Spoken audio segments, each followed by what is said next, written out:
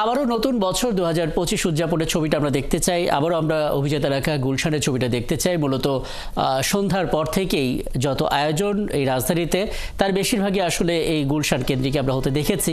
অভিজাত এলাকায় যে অভিজাত রেস্তোরাঁগুলো আছে মূলত সেই সমস্ত জায়গায় নানা আয়োজন এই নতুন বছরের উদযাপনকে ঘিরে থাকে এবং সেই আয়োজনের অংশ নিতেই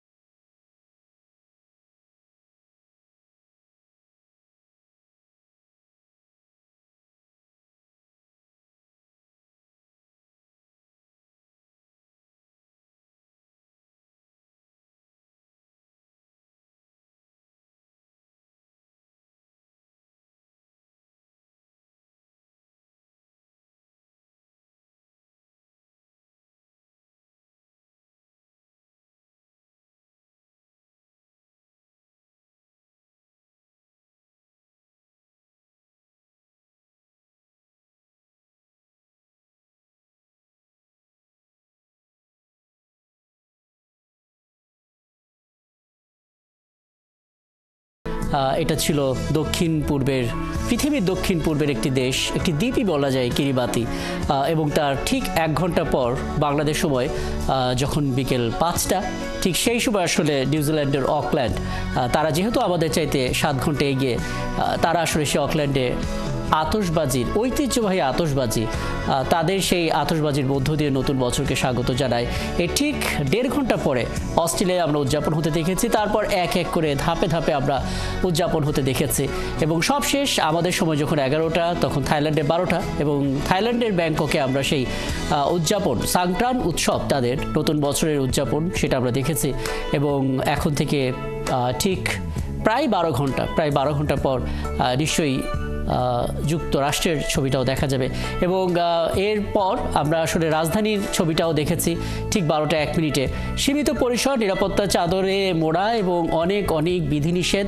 সেই বিধিনিষেধের মধ্যেই আসলে সাধারণ মানুষ তারা উৎসব উদযাপন করছে এবং সেই ছবিটা আমরা ধাপে ধাপে দেখাচ্ছিলাম।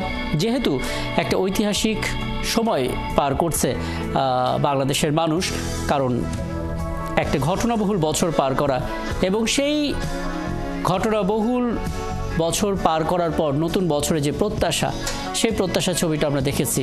আমরা নিশ্চয়ই আগামীকাল বাংলাদেশ সময় সকালে আমরা দেখতে পাবো যুক্তরাষ্ট্র তারা আসলে তাদের জায়গা থেকে যেই ঐতিহাসিক উদযাপনটা করে, অর্থাৎ টাইমস স্কোয়ার থেকে একটা বল ফেলে দেয়া, সেই বল ফেলে দেওয়া ছবিটাও নিশ্চয়ই আমরা দেখতে পাবো। আমরা রাজধানীর গুলশান এলাকার ছবি দেখছিলাম দর্শক।